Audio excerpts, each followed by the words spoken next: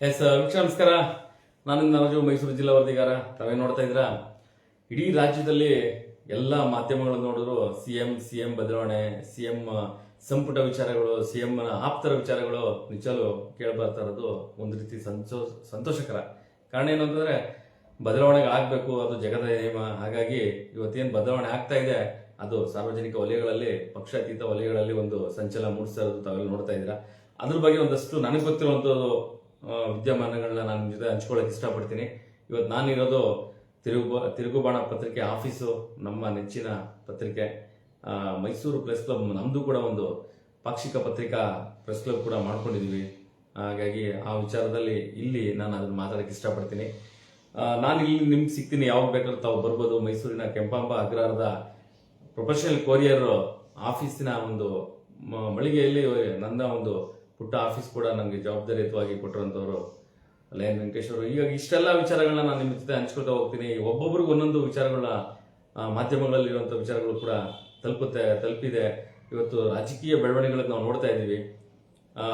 ಯಾರ ಪರವಾಗಿ ಕೂಡ ನಾನು ಮಾತಾಡ್ತಾ ಇಲ್ಲ, ಯಾರ ವಿರುದ್ಧವಾಗಿ ಕೂಡ ಮಾತಾಡ್ತಾ ಇಲ್ಲ. ಇರೋಂಥ ವಾಸ್ತವಗಳನ್ನ, ನನ್ನ ಮನದಾಳದ ಮಾತುಗಳನ್ನ ವೀಕ್ಷಕರಿಗೆ ಕೂಡ ನಾನು ತಿಳಿಸ್ತಾ ಇರೋದು.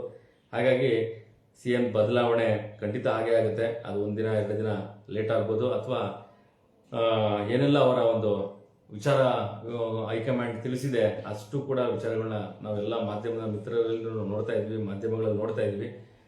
ನನಗೆ ಗೊತ್ತಿರುವಂಥ ಒಂದಷ್ಟು ವಿಶ್ಲೇಷಣೆಗಳನ್ನ ತಮ್ಮ ಹತ್ರ ಹಂಚ್ಕೋತೀನಿ. ಇವತ್ತು ಸರಿಸುಮಾರು ವರ್ಷಗಳಿಂದ ಕಾಂಗ್ರೆಸ್ ಪಕ್ಷ ಬಂದಂತಹ ನಿಟ್ಟಿನಲ್ಲಿ ಏನು ಅವರ ಒಂದು ಒಡಂಬಡಿಕೆ ಏನಿತ್ತು, DCM ಒಡಂಬಡಿಕೆ ಇವತ್ತು ನಾಳೆ ನಿಶ್ಚಯ ಆಗ್ತಾ ಇದೆ. ಅದರಲ್ಲೂ ಕೆಲವೊಂದು ಸಚಿವರು ಕೂಡ ಬೆಂಬಲ ಆಗಿರೋ ಅವರ ಬೆಂಬಲಿಗರು ಕೂಡ ಒಂದಷ್ಟು ಜನ ತಡೆ ಕೂಡ ಹಿಡಿತಾ ಇದ್ದಾರೆ. ಒಂದಿನ ಇರಿ, ಅವರ ಹವಾಲಗಳು ಇರ್ಬೋದು ಅಂತೆ. ರಾಜ್ಯಕ್ಕೆ 4 ಜನ DCM ಬರ್ತಾ ಇರೋದು ಒಂದು ರೀತಿಯಲ್ಲಿ ಎಲ್ಲೋ ಸಿಎಂ ಅವರು, ಸಿದ್ದರಾಮಯ್ಯನವರು 4 ದಿಕ್ಕಿನಲ್ಲೂ ಕೂಡ DK ಶಿವಕುಮಾರ್ ಅವ್ರನ್ನ ಕಟ್ಟ ಹಾಕುವಂತ ಕೆಲಸನ, ಅಂದ್ರೆ ಅವರು DCMಗಳ ಜೊತೆಗೆ ಇರುವಂಥದ್ದು, ಅವರ ಎಲ್ಲ ಮಾತುಗಳು ಕೇಳುವಂತ ಒಂದು ಪರಿಸ್ಥಿತಿ ಬರುತ್ತಾ DK ಶಿವಕುಮಾರ್ ಅವ್ರಿಗೆ ಅನ್ನೋದು ಕೂಡ ವಿಶೇಷತೆ. ಮತ್ತೆ ಸಂಪುಟ ಮತ್ತೊಮ್ಮೆ ರಚನೆಗಳಲ್ಲಿ ಬೇರೆ ಬೇರೆ ಏನೆಲ್ಲ ಖಾತೆಗಳು ಚೇಂಜ್ ಆಗುತ್ತೆ ಅನ್ನೋದು ಕೂಡ ನಾವು ವಿಶ್ಲೇಷಣೆ ಮಾಡಬೇಕಾಗುತ್ತೆ. ಇವತ್ತು ರಾಜ್ಯಕ್ಕೆ ಒಂದು ಬೆಳವಣಿಗೆ, ಉತ್ತಮವಾದಂಥ ಬೆಳವಣಿಗೆ, ಅದು ರಾಜಕೀಯ ವಲಯದಲ್ಲಾಗಿರ್ಬೋದು, ಅವರ ಬೆಂಬಲಿಗರಾಗಿರ್ಬೋದು, ಅಥವಾ ಅವರ ಜಾತಿ ರಾಜಕಾರಣಗಳಾಗಿರ್ಬೋದು. ಆದರೆ ಒಂದು ಚೇಂಜ್ ಅವರ ಅನ್ನೋದು ಆಗಬೇಕು ಅನ್ನೋದು ಎಲ್ಲ ವಿಶೇಷತೆಗಳು ಇವತ್ತು ಸಾಮಾಜಿಕವಾಗಿ ಮತ್ತೆ ಚೇಂಜ್ ಮಾಡೋದು ಒಂದು ಕೆಲವೊಂದು ವಿಚಾರಗಳು ಕೂಡ ತಮಗೆಲ್ಲ ಗೊತ್ತಿದೆ, ಯಾಕೆ ಚೇಂಜ್ ಮಾಡ್ತಾ ಇದ್ದಾರೆ ಏನು ಅಂತ. ಇಲ್ಲಿ ಮುಖ್ಯವಾಗಿ ರಾಜ್ಯಕ್ಕೆ 4 ಜನ DCM ಬರ್ತಾ ಇದ್ದಾರೆ ಅಂದ್ರೆ ಇದೊಂದು ಇತಿಹಾಸನೇ. ಮತ್ತೆ ಇನ್ನೊಂದು, ಈಗಿರುವಂತ ಕಾಂಗ್ರೆಸ್ ಪಕ್ಷನ ಬೇರೆ ಬೇರೆ ರಾಜ್ಯದವರು ಮಾದರಿಯಾಗಿ ತಗೋತಾ ಇದ್ದಾರೆ. ಯಾಕೆಂದ್ರೆ ಕೊಟ್ಟಂತ ಭಾಗ್ಯಗಳ ವಿಚಾರವಾಗಿ ಬೇರೆ ಬೇರೆ ರಾಜ್ಯದವರು, ಉದಾಹರಣೆಗೆ ಈಗ ತಾನೇ ಗೆದ್ದಂತಹ ಏನು ತಮಿಳುನಾಡಿನ TVK ಪಕ್ಷದ ಯಾರು ಮುಖ್ಯಮಂತ್ರಿ ಇದ್ದಾರೆ ನಮಗೆ ಆ ಒಂದು ರಾಜ್ಯಕ್ಕೆ, ನಮ್ಮ ಮುಖ್ಯಮಂತ್ರಿ ಮತ್ತೆ ನಮ್ಮ ರಾಜ್ಯದ ಒಂದಷ್ಟು ವಿಚಾರಗಳನ್ನು ಕೂಡ ಅಲ್ಲಿಗೆ ತಗೊಂಡಿರೋದು. ಬೇರೆ ಬೇರೆ ರಾಜ್ಯಗಳಿಗೆ ನಮ್ಮ ರಾಜ್ಯದ ಬೆಳವಣಿಗೆಗಳು ಕೂಡ ಅವ್ರಿಗೆ ಮಾದರಿಯಾಗಿ ತಗೊಂಡಿರೋದು. ಏನೇನು ಅನ್ಸುತ್ತೆ ಗೊತ್ತಿಲ್ಲ, ಆದ್ರೆ ಇಷ್ಟೆಲ್ಲ ಬೆಳವಣಿಗೆಗಳಾಗ್ತಾ ಇರೋದು ಇಡೀ ಯಾವ TV ಹಾಕಿದ್ರು ಕೂಡ ಇವತ್ತು ಎಲ್ಲ ರಾಜಕೀಯ ಬೆಳವಣಿಗೆಗಳ ವಿಚಾರ, ನಾಳಿನ ವಿಚಾರಗಳು ಕೂಡ ಬರ್ತಾ ಇದೆ. ಇದೇ ವಿಚಾರಗಳು ಕೂಡ ಒಂದು ರೀತಿಯ ಜನಸಾಮಾನ್ಯರಲ್ಲಿ, ಹಾಗೇನೆ ಮುಖ್ಯವಾಗಿ ಅವರವರ ಬೆಂಬಲಿಗರ ಒಂದು ಹರ್ಷೋದ್ಧಾರ ಮತ್ತೆ ಜಾತಿ ವಿಚಾರವಾಗಿ ಬರುವಂತಹ ಆಶಯ, ಸಂತೋಷಗಳು ಕೂಡ ಅವರವರ ಮನದಲ್ಲಿ ಬರ್ತಾ ಇರೋದು. ಇನ್ನೇನು 1 ದಿನ ಕೇವಲ ಬಾಕಿ ಇದೆ ಸಿಎಂ ಅವರ ಬದಲಾವಣೆ ವಿಚಾರವಾಗಿ. ನಾಳೆ ಸಿಎಂ ಅವರ ಒಂದು ಎಲ್ಲ ಒಂದಷ್ಟು ರಾಜಕೀಯ ನಾಯಕರು ಕೂಡ ಆ ಪಕ್ಷದ ವಿಚಾರವಾಗಿ ಒಂದ್ ಕಡೆ ಕೂತ್ಕೊಳ್ತಾರೆ. ಅಲ್ಲಿ ಕೂತ್ಕೊಂಡು ಎಲ್ಲ ಮಾತುಕತೆ ಆಗುತ್ತೆ. ಆನಂತರ ಅಂತ ತಮಗೆಲ್ಲ ಗೊತ್ತಿದೆ. ನಿಜವೂ ಇದು ಒಂದ್ ರೀತಿ, ನಾವು ಯಾರೇ ಬಂದ್ರು ರಾಜ್ಯದಲ್ಲಿ ಅವ್ರನ್ನ ಸ್ವಾಗತ ಮಾಡುವಂಥದ್ದು ನಮ್ಮ ಒಂದು ನಾಗರಿಕ ಹಕ್ಕು ಕೂಡ. ಯಾರೇ ಸಿಎಂ ಆದ್ರೂ ಕೂಡ ನಾಗರಿಕ ಹಕ್ಕು. ಮುಂದಿನ ದಿನಗಳಲ್ಲಿ ಏನೆಲ್ಲ ಆಗುತ್ತೆ ಬದಲಾವಣೆಗಳು, ಉದಾಹರಣೆಗೆ ಸಿದ್ದರಾಮಯ್ಯನವರು ಹೈಕಮಾಂಡ್ ಹೇಳಿದಂತೆ ಅವರ ಮಗನಿಗೆ DCM ಪಟ್ಟ, ಮತ್ತೆ ಇನ್ನೊಂದು ಯಾವ್ದಾರ ಒಂದು ಹುದ್ದೆ ಕೊಡುವಂಥದ್ದು. ಹಾಗೆ ಹಲವಾರು ಅವರ ಆತ್ಮೀಯ ವಲಯಗಳು, ಉದಾಹರಣೆಗೆ ಮಾದೇವಪ್ಪ ಅವರು, SC ಮಾದೇವಪ್ಪ ಅವರು ಬಹಳ ಆತ್ಮೀಯರವ್ರಿಗೆ, ಜೋಡೆತ್ತುಗಳು ಅಂತಾನೆ ಹೇಳ್ಬೋದು. ಆ ಥರ ಅಷ್ಟು ಬಹಳ ನಿಕಟ ಸಂಪರ್ಕ, ನಾಳೆ ಅವರು ಕೂಡ DCM ಆಗುವಂತ ಒಂದು ಅನುಕೂಲತೆ, ಜೊತೆಗೆ ಒಂದಷ್ಟು ರಾಷ್ಟ್ರೀಯ ರಾಜಕಾರಣದಲ್ಲಿ ಏನು ಕಾಂಗ್ರೆಸ್ಸಿನ ಹೈಕಮಾಂಡ್ ಏನ್ ಹೇಳ್ತೋ ಅಷ್ಟು ಹೈಕಮಾಂಡ್ನ ಮಾತಿನ ವಿಚಾರಗಳು ಕೂಡ ನಾಳೆ ಪ್ರಸ್ತಾವನೆ ಆಗುತ್ತೆ ಎಲ್ಲ ಮಾಧ್ಯಮಗಳಲ್ಲೂ ಕೂಡ. ಆದರೆ CM ನಮ್ಮ ಕ್ಷೇತ್ರ ಅಂತ ಹೇಳೋದಕ್ಕೆ ಬಹಳ ಹೆಮ್ಮೆ ಆಗುವಂತ ವಿಚಾರ. ಯಾಕೆಂದ್ರೆ ಮೈಸೂರಿಗರು ಅಂತ ಹೇಳೋದಕ್ಕೆ ಇವತ್ತು ನಾವು ಹೆಮ್ಮೆ ಪಡ್ಬೇಕು. ಅವ್ರು ಏನೇ ಆಗಿರ್ಲಿ, ಅವ್ರು ಏನೇ ಮಾಡಿರ್ಲಿ, ಯಾರ ಪರವಾಗಿ ಕೂಡ ನಾನು ಮಾತಾಡ್ತಾ ಇಲ್ಲ, ಬಟ್ ಇರೋಂಥ ವಾಸ್ತವತೆ ಹೇಳ್ತಾ ಇರುವಂಥದ್ದು. ರಾಷ್ಟ್ರೀಯ ರಾಜಕಾರಣದಲ್ಲಿ ಕರ್ನಾಟಕ ಮುಂಚೂಣಿಯಲ್ಲಿ ಬರ್ತದೆ ಅಂತಂದ್ರೆ ಅದು ಯಾವತ್ತೂ ಕೂಡ, ಉದಾಹರಣೆಗೆ ಎಲ್ಲ ಬಂದಂತಹ ಭಾಗ್ಯಗಳ ವಿಚಾರವಾಗಿ ನಮ್ಮನ್ನ ಫಾಲೋ ಮಾಡುವಂಥ ಬೇರೆ ಬೇರೆ ರಾಜ್ಯಗಳಿದೆ.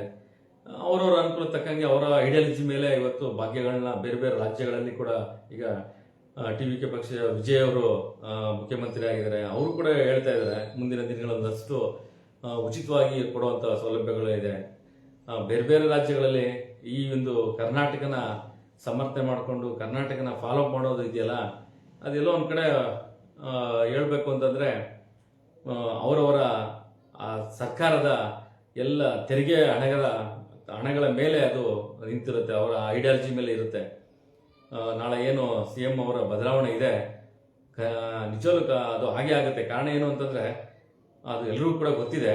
ಬಟ್ ಒಂದಷ್ಟು ಮಾನದಂಡಗಳನ್ನ ಇಟ್ಕೊಂಡು, ಈಗ ಜಾರಕಿಹೊಳಿ ಅವರು ಬಹಳ ಆತ್ಮೀಯರು ಅವ್ರ ಜೊತೆಗೆ, ಮತ್ತೆ ರಾಜಣ್ಣವರು, ಈ ರೀತಿ ಒಂದು 4 ಜನ DCM ರಾಜ್ಯಕ್ಕೆ ಬರ್ತಾ ಇರೋದು ಮೊದಲನೇ ಬಾರಿಗೆ. ಆ ಒಂದು 4 ಜನ DCM ಜೊತೆ ಕರ್ಕೊಂಡು ಮುಖ್ಯಮಂತ್ರಿಗಳಾದರೆ DK ಶಿವಕುಮಾರ್ ಅವರು ಯಾವ ತರ ಅವ್ರ ಜೊತೆಗೆ ಒಡನಾಟ ಇರುತ್ತೆ, ಅವರ ಒಂದು ಏನೆಲ್ಲ 4 ಜನ 4 ದಿಕ್ಕಲ್ಲೂ ಕೂಡ DK ಶಿವಕುಮಾರ್ ಅವರನ್ನ ಒಂದು ಬಿಗಿ ಭದ್ರತೆ ಇರುವಂಥದ್ದು ಕೂಡ ಆಗ್ಬೋದು ಮುಂದಕ್ಕೆ ಅನ್ನೋದು ಕೂಡ ರಾಜಕೀಯ ವಿಶ್ಲೇಷಣೆ ಆಗ್ತಾ ಇದೆ. ಹಾಗಾಗಿ ನನ್ನ ಮನಸ್ಸಿನ ಆಳದ ಮಾತುಗಳು ಕೂಡ ಇಷ್ಟೇನೆ. ಯಾರೇ ಬಂದರೂ ಸಾರ್ವಜನಿಕ ವಲಯಗಳಲ್ಲಿ ಕೆಲಸ ಮಾಡೋದಾಗಬೇಕು. ತಾವು ನೋಡ್ತಾ ಇದ್ದೀವಿ ಇವತ್ತಿನ ಪರಿಸ್ಥಿತಿಗಳಲ್ಲಿ ಕಂದಾಯ ಇಲಾಖೆಯಲ್ಲಿ ಸಮಸ್ಯೆಗಳು ಬಹಳಷ್ಟಿದೆ.